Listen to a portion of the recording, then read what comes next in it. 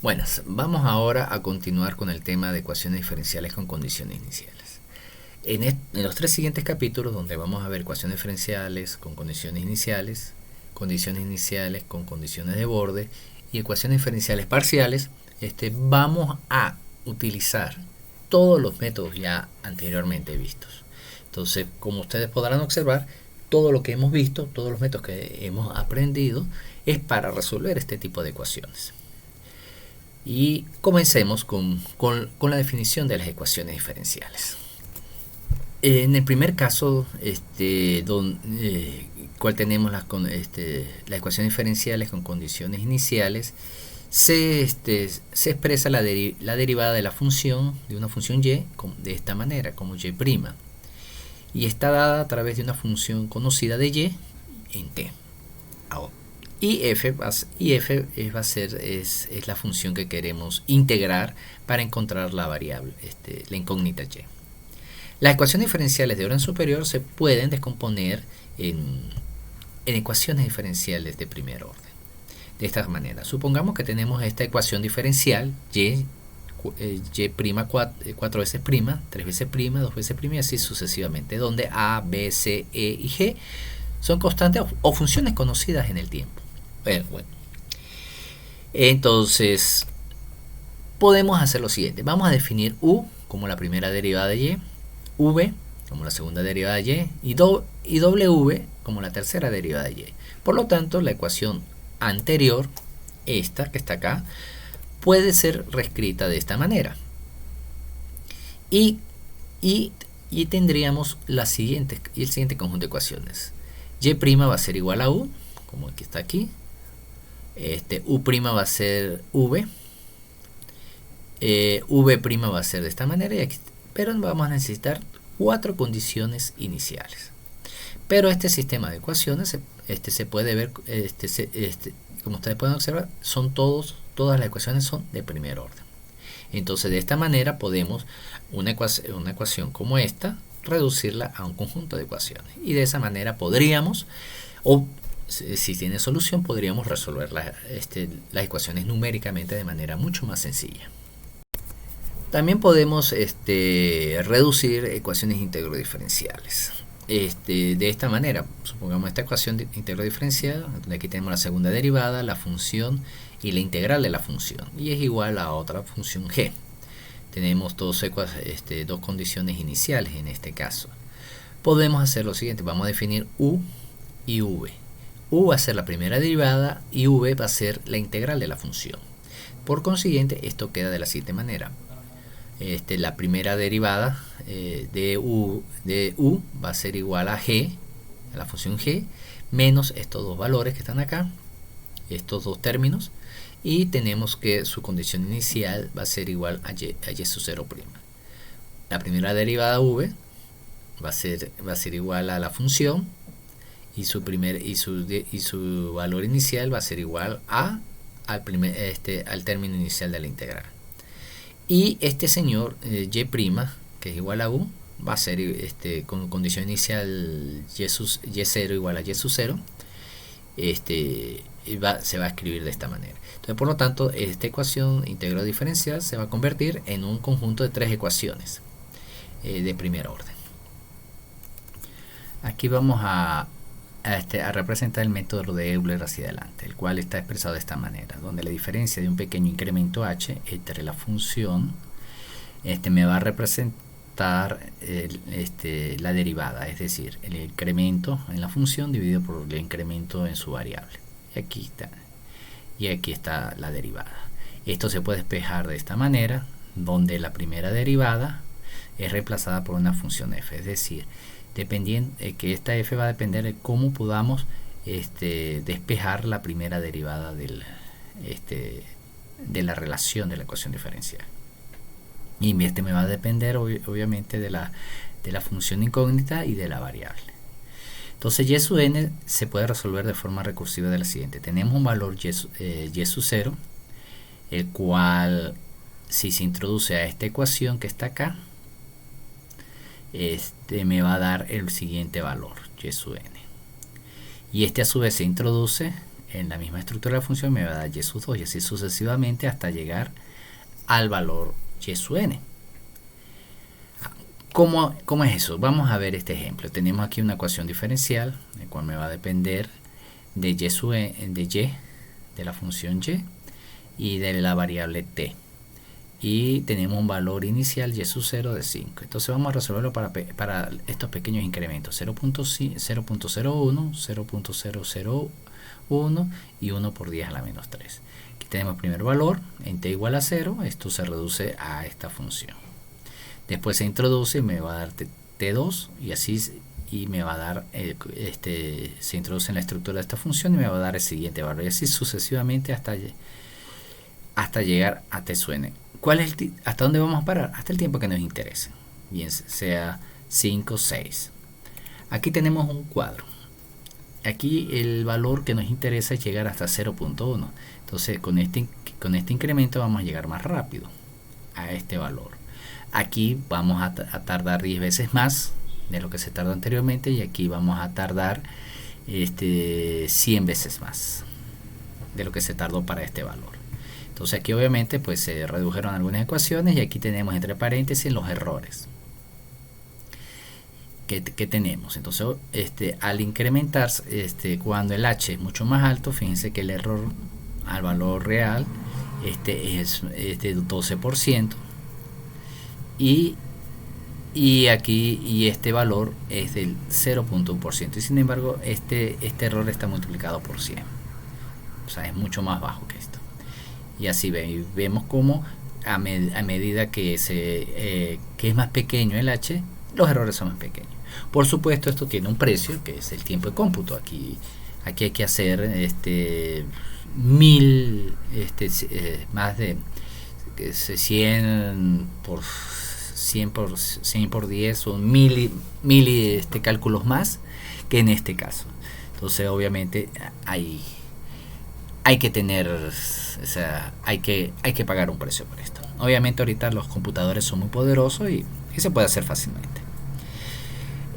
Esto originalmente cuando fue creado eran hechos a mano. Aquí hay dos posibles fuentes de errores por truncamiento, por redondeo, y también existe la posibilidad de que la estructura de la ecuación presente inestabilidad en el tiempo. Entonces esta inestabilidad pues hace que propiamente las ecuaciones puedan converger o no puedan converger, y eso lo vamos a ver más en detalle en las siguientes transparencias. Vamos a ver una característica de lo que es la inestabilidad de las ecuaciones. Supongamos una ecuación diferencial de este tipo, donde alfa es un valor positivo mayor que 0, en principio.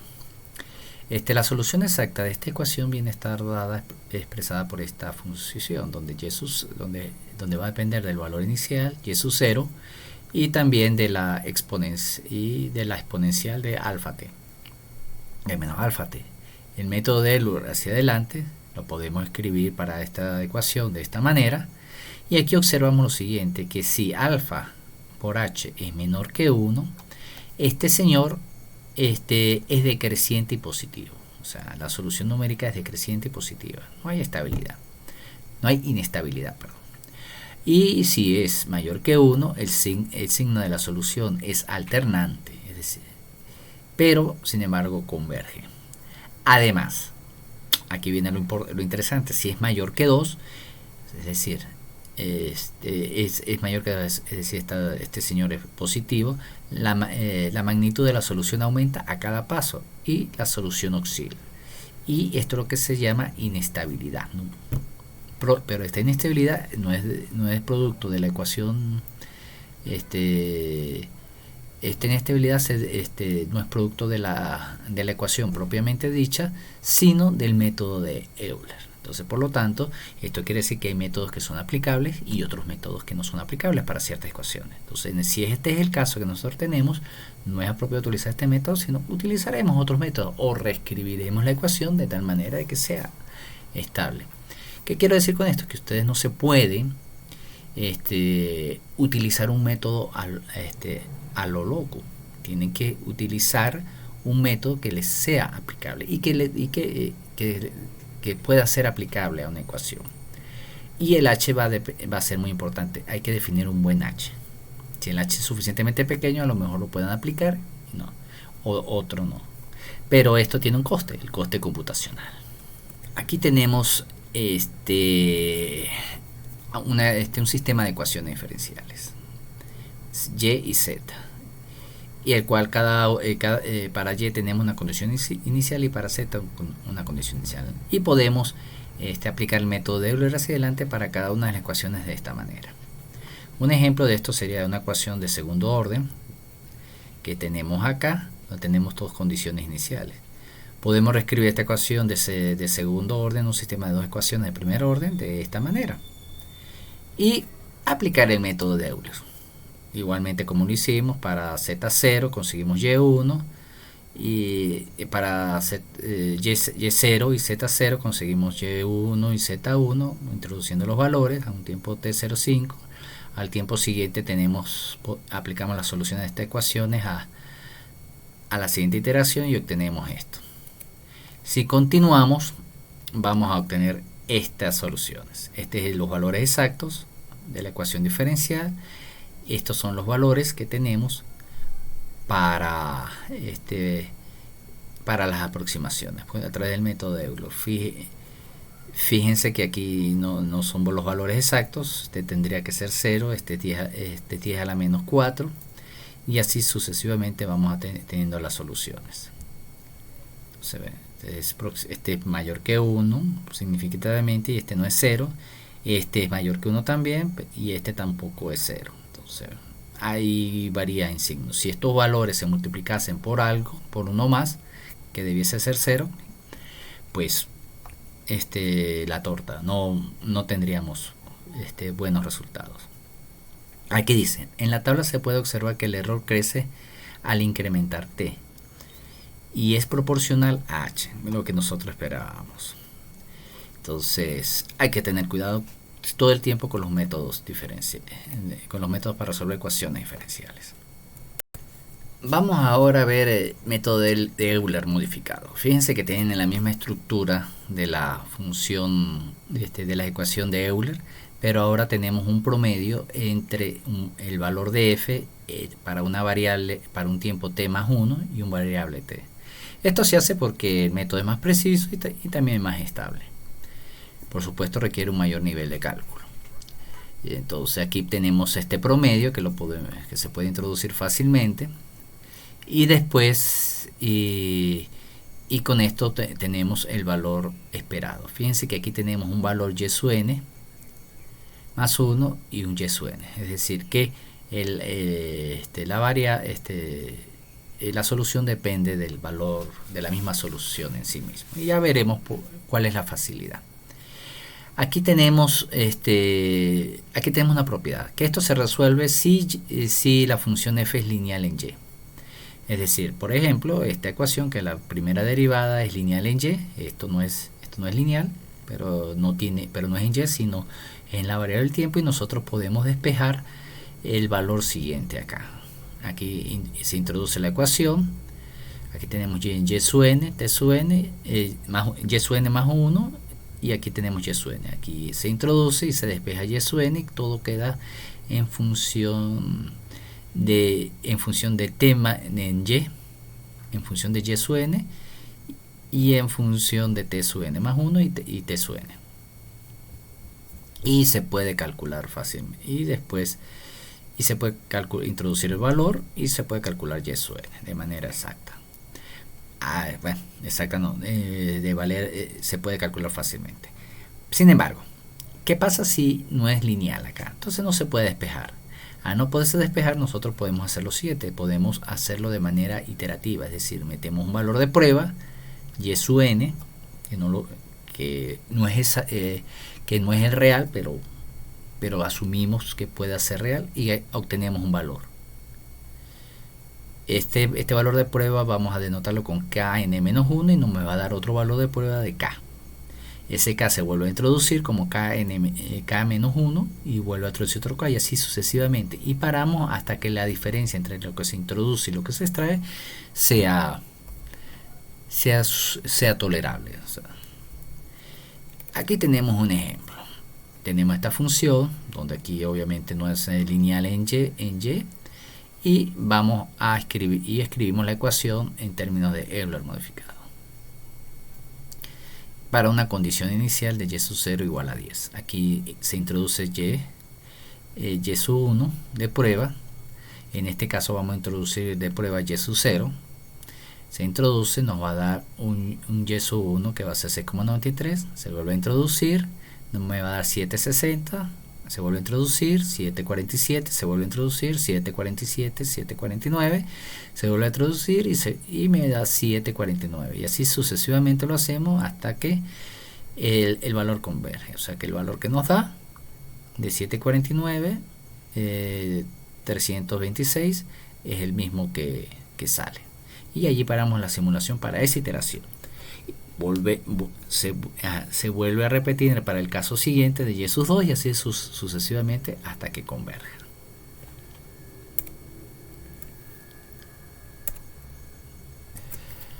Vamos a ver por qué es mejor este método. Vamos a hacer lo mismo que hicimos la vez anterior porque es más preciso. Tenemos nuestro caballito de batalla, esta ecuación diferencial, el cual conocemos cuál es su valor exacto. Vamos a hacer una expansión, vamos a aplicar el Euler modificado para esta función, el cual va a tener esta estructura, y podemos despejar y sub n, ya que es lineal, y nos va a dar este valor, esta estructura de ecuación. Esto lo podemos expandir en coeficientes y me va a dar estos valores. Y si comparamos este resultado con la expansión en Taylor de la función del valor exacto, vemos que son idénticos o son exactos hasta el segundo término. Después del tercer término pues tiene ciertos errores. Entonces de esta forma sabemos que, o podemos comprobar de por qué es más exacto, más preciso este método que el de Euler. Ahora vamos a ver el método de Runge-Kutta. Aquí consideremos esta ecuación diferencial con su respectiva condición inicial. Integrando esta ecuación nos queda esta expresión. Fíjense que el valor en un tiempo siguiente va a estar condicionado por el tiempo anterior más la integral de la función de la ecuación diferencial. Bueno, aquí es donde se va a centrar todos los métodos de integración. En Runge-Kutta de segundo orden vamos a tomarlo de esta manera, el cual es idéntico la estructura es idéntica al de Euler modificado. Esta parte es donde nosotros podemos hacer varias aproximaciones para poder encontrar la mejor solución. De los métodos de Runge-Kutta, el más conocido es el de cuarto orden, pero vamos a comenzar con el de segundo orden. Aquí nosotros desarrollamos la ecuación tipo Euler, pero ahora en vez de introducir el valor n más 1 normal, vamos a introducir un n más 1 barra, que es como un ajuste superior a ese valor, y se introduce en la ecuación siguiente. Haciendo esto vamos a obtener esta expresión que está acá, donde se tiene dos términos K1 y K2, donde K1 va a ser la función de la ecuación diferencial multiplicada por h, y K2 va a ser la misma función pero para un valor aproximado Kn más K1 que anteriormente acá, que es un valor ajustado y el tiempo dado. Entonces esto es lo que se define el método de Runge-Kutta de segundo orden. Aquí tenemos un ejemplo para un circuito con dos resistencias y dos bobinas, dos inductores, con un capacitor, y tenemos un switch. Entonces y tenemos aquí nuestra fuente de poder. Este circuito lo podemos escribir a través de esta ecuación diferencial. Aquí tenemos los valores de cada uno de los componentes. Su valor inicial va a ser igual a una corriente 0, y aquí tenemos la fuerza electromotriz. Esta ecuación la podemos reducir a esta expresión, donde esta expresión va a ser igual a la función que vamos a integrar. Entonces, por lo tanto, K1 va a tener este valor y K2 va a tener este valor, y la ecuación y la ecuación de Runge-Kutta para esta ecuación diferencial va a estar expresada de esta manera. Fíjense que es bastante compacta y bastante sencilla por él para ser calculada. Introduciendo los valores a las ecuaciones anteriores para un tiempo t igual a 0.1 y t 0.2, tenemos que los valores K1 y K2 son estos, por lo tanto la corriente 1 va a tener este valor. Y la corriente 2 en el tiempo t, para el tiempo 0.2, utilizamos los valores aquí anteriores y se introducen acá. Y vamos a obtener nuestra corriente. Si así seguimos haciendo las progresiones, vamos a tener estos valores. Este primer valor que vamos a obtener para un tiempo no de 0.1 sino de 1 es 0,16 y así vamos progresando, tiempo 7, tiempo 8, tiempo 9, 10 hasta un tiempo infinito en el cual va a llegar a un valor de 0.5. Entonces de esta manera es que se puede resolver los métodos se puede aplicar el método de Runge-Kutta de segundo orden. Vamos a ver por qué tiene cuál es la precisión exactamente del Runge-Kutta de segundo orden. Primero vamos nuevamente con nuestra ecuación diferencial, la cual la podemos expresar de manera exacta hasta H4, hasta este orden, de esta manera, y después expresamos la ecuación Runge-Kutta de segundo orden y comparamos y vemos que a partir de H3 o del tercer término, a partir de H3 hay una diferencia. Entonces, por lo tanto, podemos ver que por que a partir del tercer orden en H es que comienza a haber los errores en las ecuaciones. Bueno, ahora vamos a considerar una ecuación diferencial de segundo orden, el cual la podemos reducir en dos ecuaciones diferenciales de primer orden con sus respectivas condiciones iniciales. Entonces, en una definimos z como g y y como f y desarrollamos nuestras ecuaciones diferenciales. Entonces, por lo tanto, el método de Runge-Kutta del segundo orden me va a dar dos constantes para cada una de las funciones, K1 y K2 para f, I1, I2 para g. Y vamos a obtener que nuestras ecuaciones de Runge-Kutta del segundo orden van a estar expresadas en y por los términos K1 y K2 y z por los términos I1 más I2. Entonces, esta es la manera de resolverlo. Aquí tenemos un pequeño ejemplo donde tenemos un cubo metálico soportado por un resorte y aquí tenemos un cubo con una sustancia densa, el cual tiene una viscosidad, el cual va frenando mi oscilación de este cubo metálico. Entonces esto va a depender del peso del cubo. Aquí está la ecuación de la resistencia respecto al aire del cubo y B es la constante de amortiguamiento. Entonces aquí tenemos nuestra ecuación diferencial, es cuadrático por el resorte, y aquí tenemos nuestro valor de fricción y en este caso va a ser 10 kilogramos, B igual a 10 kilogramos por segundo y la constante de resorte va a ser 100 kilogramos sobre segundo cuadrado. Y tenemos que hacer dos cálculos. Para A, calcular Y de 0 a 0.5 mediante el método de Runge-Kutta de segundo orden para un H de 0,025. El cálculo C va a ser desde 0 hasta 10 con un H 0.01 de Runge-Kutta de segundo orden y repetir los cálculos con B igual a 0.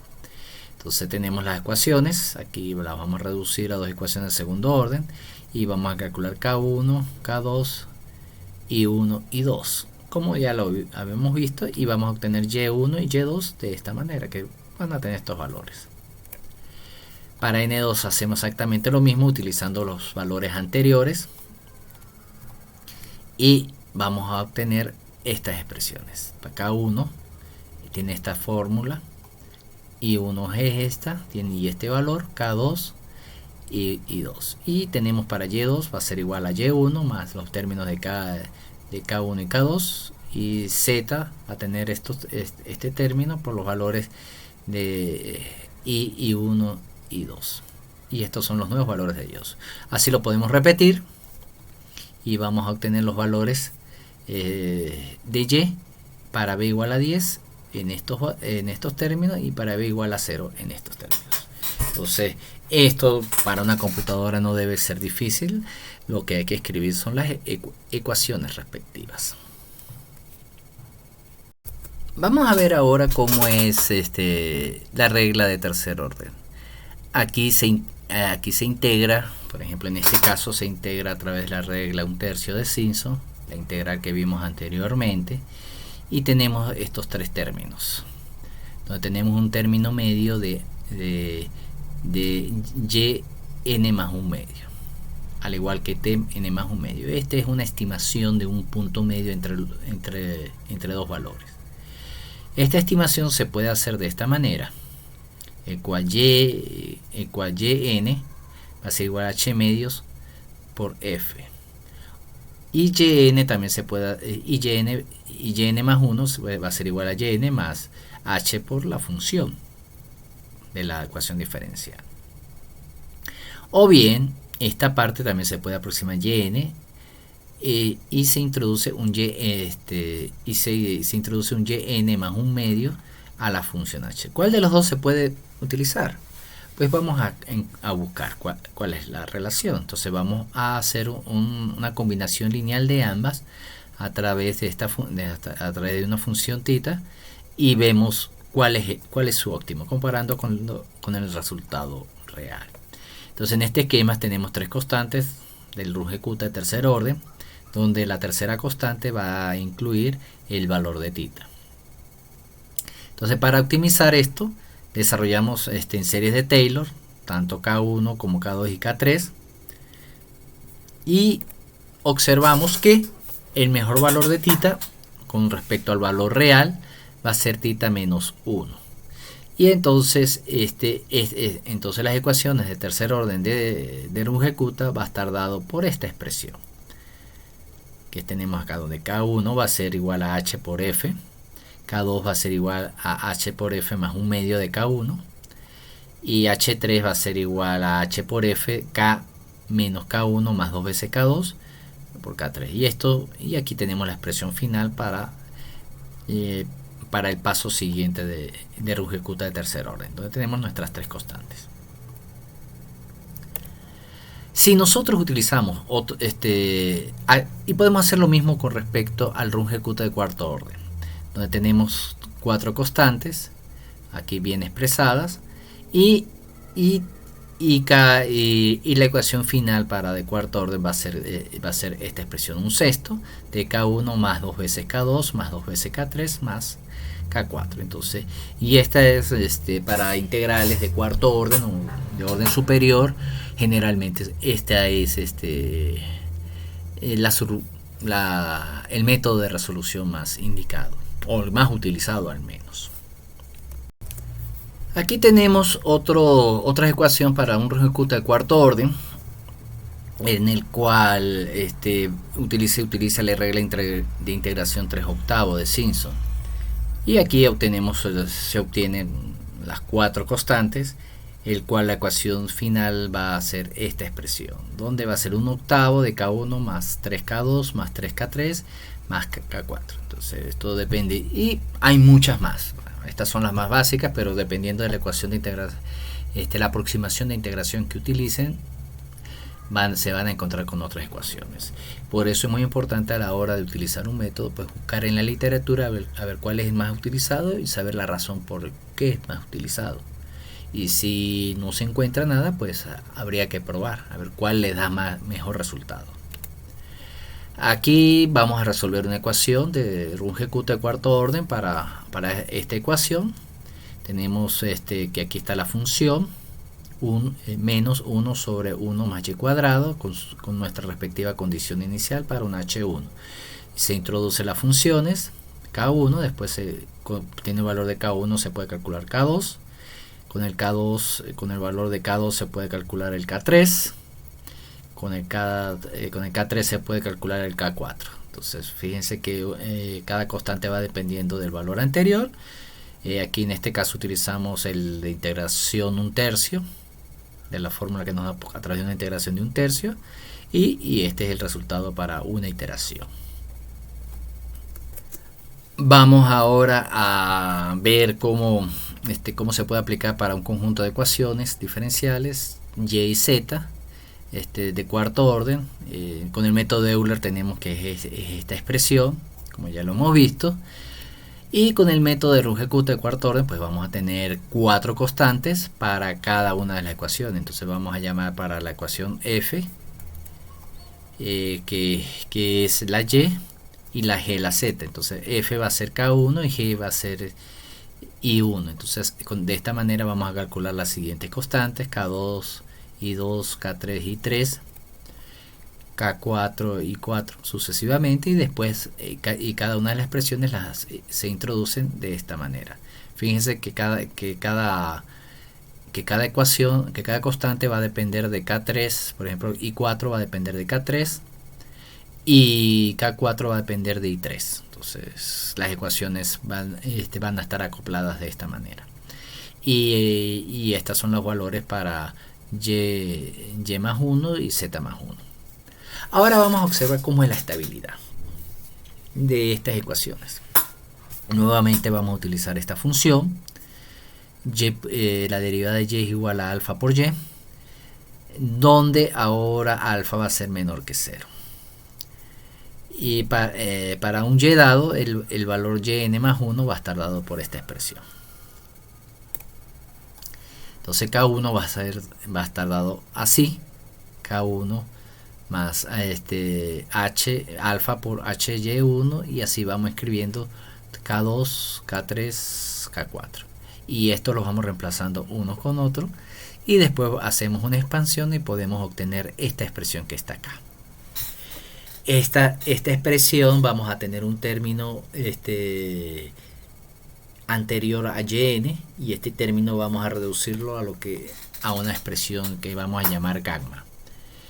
Entonces la ecuación anterior es igual en los primeros 5 términos al desarrollo de Taylor de la ecuación exacta, o sea, hasta el quinto, o sea que esta expresión es exacta para una expansión de Taylor de esta ecuación, y por eso es que es tan utilizada, es bastante precisa. Por supuesto tiene su coste computacional. Aquí tenemos cómo se comporta alfa en gamma, y aquí cómo se comporta alfa, y vemos que a partir de menos 1 para valores de alfa h son iguales, y a partir de 2 a partir de menos 2 a partir de menos 2,78, que es este valor que está a 2,78, que es este valor que está, no, este es 1, este es de menos 2,78, tenemos un dominio estable. Más abajo de este valor, lamentablemente el sistema es inestable. Error: estabilidad, optimización del intervalo de la retícula. Bueno, aquí vamos a ver un ejemplo cómo uno puede optimizar el tamaño de la retícula para un error dado. Es decir, si nosotros queremos un error, no vamos a achicar de manera exagerada el intervalo, sino hay que tener un intervalo óptimo para ese mismo, para mantener ese error. Y aquí hay un método interesante para saber cómo es eso. Primero nosotros vamos a definir el error que queremos mantener como éxilo. En el método de Runge-Kutta, el error, el valor va a depender de un b por h a la 4. Es decir, y este b va a depender de del problema dado, o sea, de la estructura del problema. Ahora bien, nosotros podemos volver a calcular un error con el paso h que sea la mitad del anterior, entonces h medios, y 2 veces ese error va a ser igual a esta expresión que está acá, a un octavo de b por h a la 4. Entonces, por lo tanto, estos dos errores deberían ser iguales, pero no lo son. Entonces el error de h menos 2 veces el error de h medios va a ser igual a la diferencia de este 2, que es 7 octavos de b por h a la 4. Entonces, si nosotros tenemos el valor de b, podemos calcular el h correspondiente, teniendo esta diferencia de errores. ¿Y cómo obtenemos esa diferencia de errores?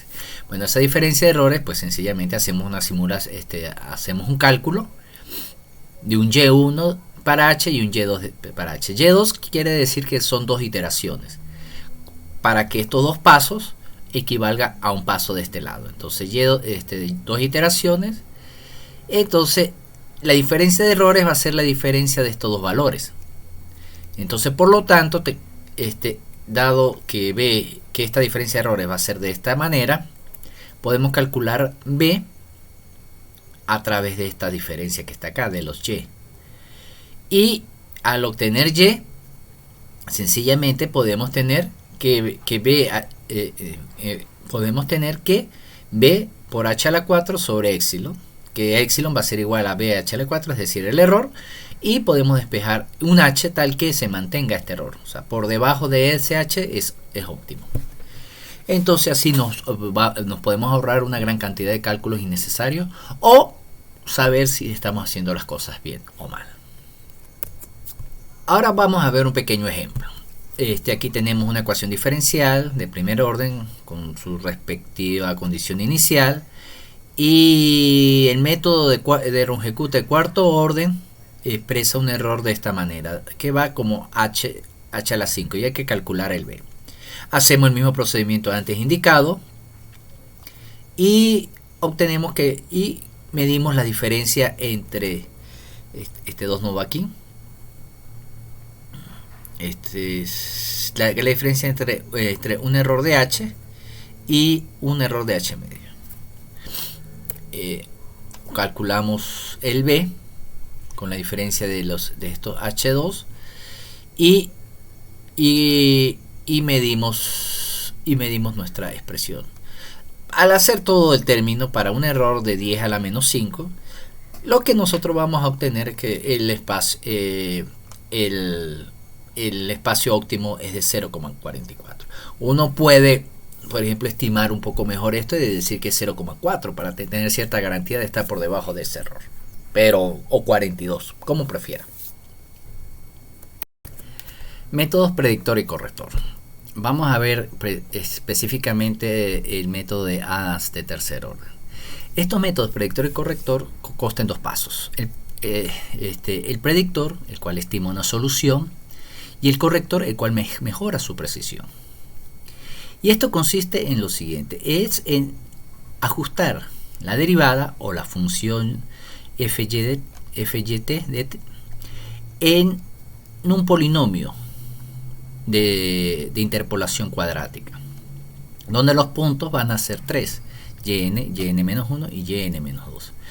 De esta manera, aquí tenemos la interpolación del polinomio de la función f o y'. Aquí está el error, y el error consta de una variable local reescalada a través de t menos tn. Y este es lo que llamamos, lo que ya hemos visto como interpolación de Laguerre o de Lagrange, perdón. El error va a estar dado por esto, donde va a depender de una derivada de cuarto orden sobre un valor entre estos dos valores, y la integral va a estar expresada de esta manera, de 0h, ya que se reescaló en z. Y podemos obtener que para cada intervalo tenemos estos tres valores, esta expresión. Y este es un error de cuarto orden, el cual va a estar también va a depender de una cuarta derivada y de h a la 4. Entonces va a ser bastante bajo. Aquí dice que hay que observar que se utilizó una ecuación de extrapolación, y este tipo de ecuaciones pues no son tan precisas, o son mucho menos precisas. Entonces esta ecuación entonces la ecuación hay que corregirla, que es la parte de la predicción. Entonces la ecuación predictora se escribe de esta manera, donde la barra superior indica que es un predictor. Para obtener una fórmula correcta se necesita un valor predicho de este valor. denotado a través de la barra, el cual se calcula sustituyendo esto en donde corresponde y'. Y barra prima se sustituye donde corresponde y'. Y esto se nos asemeja mucho de los Runge-Kutta que nosotros vimos anteriormente. El polinomio cuadrático ajustado, y predictor de todos estos valores, va a ser escrito de esta manera. Sencillamente se sustituye el valor y' por y barra prima. Y a la final obtenemos todo este valor, toda esta ecuación. Eso utilizando. Y utilizando los métodos de polinomio. Y utilizando los métodos, y aquí tenemos el error, el cual va a depender de la derivada cuarta. Y epsilon va a ser un valor dado entre este intervalo. Esto se llama fórmula correctora de Adams-Moulton de tercer orden. Es otra manera, es una manera de hacerlo. Los dos métodos vistos, o el método visto de predictores, básicamente son lo mismo, lo que cambia un poco es la ecuación. Se necesita tres valores, en n⁻0, n⁻1 y n⁻2. Y por eso para estas primeras condiciones iniciales, por lo general se utiliza un método Runge-Kutta para estimar estos primeros valores, y después continuamos con los métodos predictores correctores. Aquí tenemos un ejemplo, repetir el cálculo que hicimos previamente en el ejemplo 9.8, pero para hacerlo con el método predictor corrector de Adams, utilizando h0.1 y 0.01. Fíjense que el h es relativamente pequeño. Y aquí nuevamente pues los dos primeros valores y1 y 2 se hace con el método de Runge-Kutta, y después se utiliza el método predictor corrector. Aquí están los programas en el libro, el cual los invito a realizarlos. Y aquí tenemos los valores, pero lo más importante, aquí los valores son muy semejantes, pero los errores son bastante buenos. O sea, aquí es bastante aceptable, pero para un orden de magnitud más en el error, en el intervalo, mejora muchísimo, mejora en 3 órdenes de magnitud el error. Entonces realmente funciona muy bien esto. Bueno, ahora nosotros podemos tener un predictor corrector de cualquier orden. Vamos a ver cómo sería eso. Por ejemplo, aquí tenemos un predictor corrector, una interpolación de Newton para hacia atrás de y para cualquier orden, y su polinomio sería de esta manera, donde aquí tenemos el binomio y k sería el orden que nosotros y k sería el contador para el orden que nosotros deseamos. Y aquí ese sería pues el parámetro normalizado local. Sustituyendo esta integral se obtiene la fórmula predictora de Adams-Basford de cualquier orden de m+1. Y aquí tenemos el polinomio de predictor, tal cual, donde b es un parámetro el cual es un parámetro el cual va a depender del orden y de la variable normalizada, y va a ser de la integral de 0 a 1, y aquí va a depender de este binomio. Para los primeros bk tenemos que estos son los valores. Por ejemplo, si hacemos m igual a 2, obtenemos un predictor de tercer orden. Si seguimos el mismo procedimiento en el caso de m3, obtenemos una fórmula predictora de cuarto orden. Y aquí tenemos el polinomio predictor para este orden, con un error que me va a depender de la derivada quinta de un valor, el cual va a estar entre t-3 y t+1. Entonces iba a ser de h de quinto orden. También podemos utilizar otra fórmula, la interpolación de Newton hacia atrás sería de esta manera, y sustituimos en la fórmula predictora y obtendríamos la fórmula de Adams-Moulton, el cual se escribe así, y ahora las constantes c van a ser de este tipo, y los valores de los primeros 4 términos serán estos. Entonces así uno puede construir cualquier predictor, cualquier interpolación. Por supuesto, todos estos valores están ya tabulados, muchos software de integración ya lo tienen, solo uno tiene que poner el tipo de de, de integración, el método que uno desea, y ya todo esto está previamente programado. Si m es igual a 3, la fórmula correctora de Adams-Moulton queda de esta manera, y con un error de h a la 5, igual depende de la derivada quinta, y el valor va a estar más entre n-2 y tn más 1. ¿Cuáles son las ventajas de tener un método predictor? Ventajas y desventajas, perdón. Una de sus ventajas es su eficiencia computacional, es decir, es mucho más rápido, utiliza información de pasos anteriores, y por otro lado tiene algunas desventajas. No se puede inicializar por sí mismo debido a que utiliza puntos anteriores. Eso quiere decir, al igual que los anteriores que los métodos, tenemos que tener, por ejemplo, rungecuta para calcular los 4 primeros valores, y si el orden del predictor corrector es mucho más alto, pues mucho más valores hay que tener disponible, hay que tener a la disposición. Debido a sus puntos anteriores, no es fácil de cambiar el tamaño del intervalo a la mitad del proceso de solución. Es decir, o sea, uno, si tiene los puntos, ya están dados a un dado intervalo. Si uno quiere cambiarlo a mitad del proceso, pues tendría uno que hacer una interpolación o cualquier otro método para conseguir los nuevos valores, y eso pues puede a veces dar más dolores de cabeza que facilidad. Este método no se puede utilizar si la función es discontinua. Por supuesto, si es discontinua, pues si nosotros necesitamos un punto anterior el cual no existe, pues el método no nos va a servir. Entonces, generalmente hay que buscar un rango de solución en el cual la función y' sea continua. Ahora vamos a hacer un análisis del error local y la inestabilidad de estos métodos. Primero vamos, una de las ventajas del predictor corrector es su facilidad para evaluar su error local. Y su error local se caracteriza por ser la diferencia entre el predictor y el corrector en cada paso. Por ejemplo, vamos a ver esto. Aquí tenemos el predictor que aquí abajo, y el corrector aquí arriba. Entonces, vamos a hacer lo siguiente, vamos a restarlo a estos dos. Aquí está la diferencia, y de esta diferencia, si estos son iguales, vamos a obtener este valor que está acá. Nada extraño. Dado este valor, podemos volver a sustituir en esta ecuación que está aquí abajo. Este valor, sustituimos esta parte y encontramos que la diferencia entre el valor exacto y el valor esperado va a ser la diferencia entre el predictor y el corrector dividido entre 10. Entonces, sencillamente así podemos hacer un seguimiento paso a paso de cómo es el error.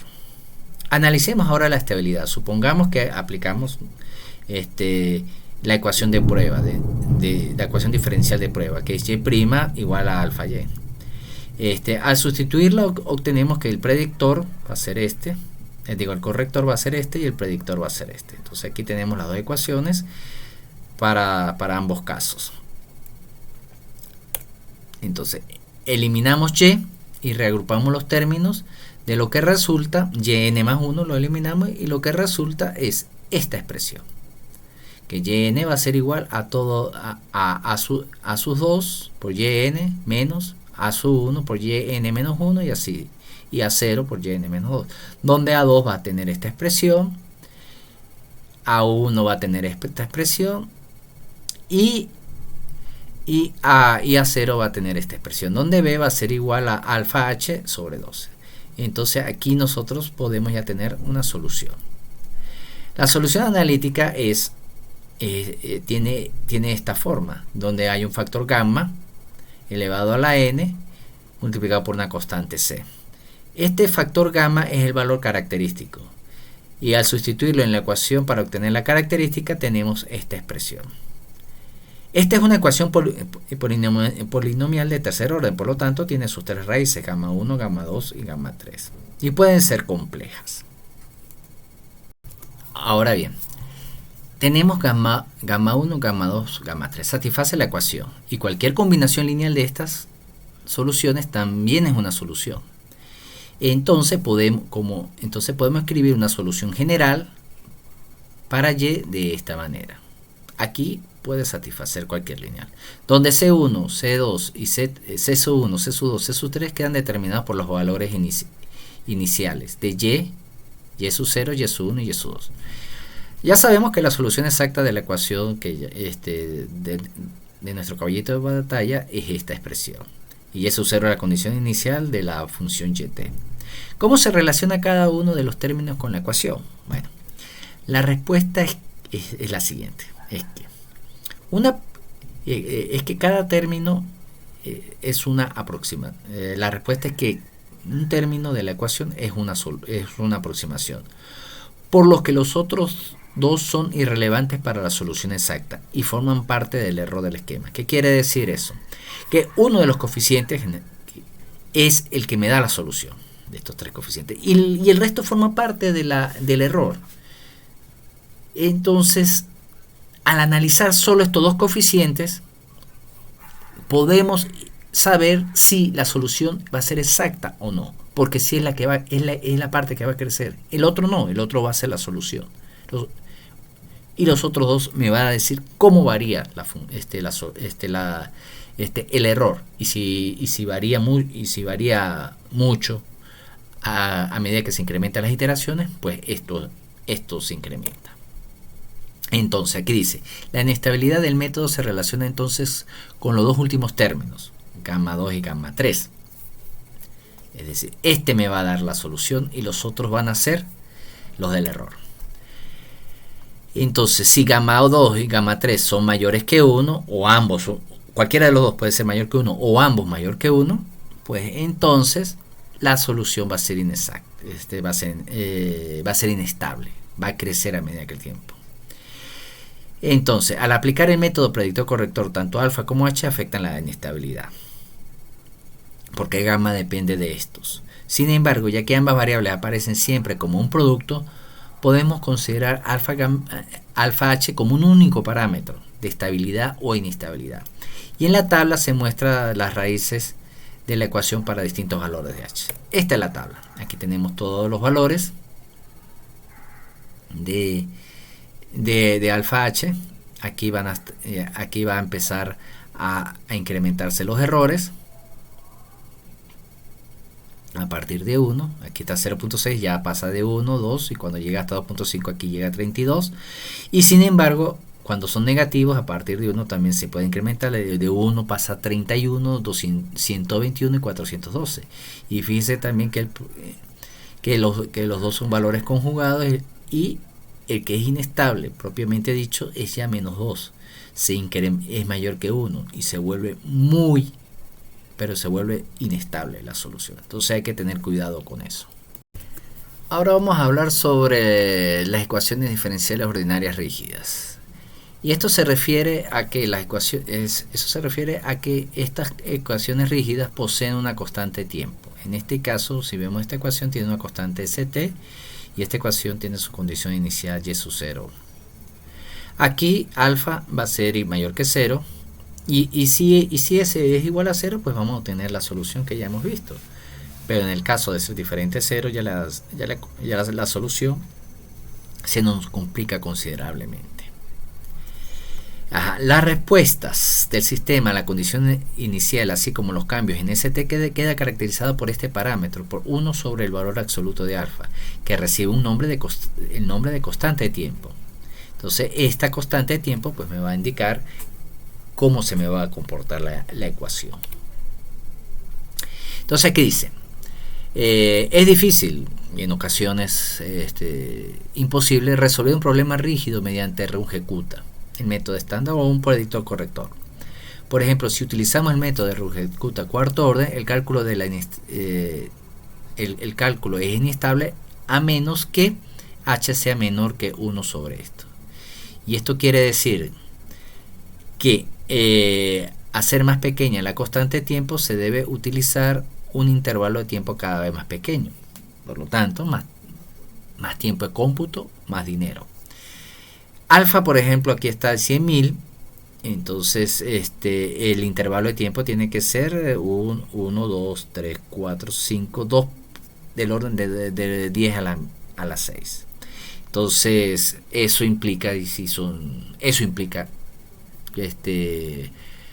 grandes recursos que hay que disponer para resolver estas cosas. Y la cuestión se vuelve aún más complicada para un conjunto de ecuaciones diferenciales. Por ejemplo, en este conjunto de ecuaciones diferenciales tenemos una constante de tiempo de la segunda ecuación mucho menor que la constante de tiempo arriba. Entonces, por lo tanto, esto se va a hacer cada vez más engorroso y sus resultados van a requerir más tiempo de cómputo. Métodos implícitos de Runge-Kutta. Aquí se propone lo siguiente. Tenemos que la derivada de y va a ser igual a f, el cual va a depender de y, z y t, y la derivada de z va a depender de y, z y t de una función g. Para resolver esto vamos a utilizar en ambos lados diferencia hacia atrás. Y vamos a obtener estas dos ecuaciones. Aquí no hay nada oculto acá en estas expresiones. Ahora bien, aquí el problema surge en lo siguiente. Si f y g son funciones no lineales, no podemos resolver estas ecuaciones de forma exacta. Entonces nos queda pues la parte iterativa. Pero este es muy costoso. Entonces no es conveniente en algunas ocasiones, y sobre todo si el sistema es muy grande. Entonces para ello hay una manera de solucionarlo de manera más eficiente, es hacer expansiones de f y de g en desarrollos de Taylor. Entonces esta expresión me queda aquí, la fn por fy por la variación de y, fz por la variación de z, más ft de z del tiempo. Igual aplicamos aquí en G, donde los delta es la diferencia, como ya habíamos mencionado. Podemos esto sustituirlo a través de una matriz, el cual nos queda de esta manera. Sustituimos esto en la parte de atrás y resolvemos la matriz, y nos queda todo esto y nos queda resolver de esta manera. Esto se puede escribir de manera compacta a través de esta ecuación matricial, donde BLD es vector del lado derecho, J es la matriz jacobiana, que va a estar expresada por esto, y la matriz de identidad, y delta E es la colonialidad entre estos dos valores, entre estas dos diferencias. Se puede resolver esto a través de eliminación de Gauss, y el método de resolución es incondicionalmente estable, a menos que la inestabilidad de las ecuaciones sea tan fuerte que provoque una inestabilidad sí porque sí.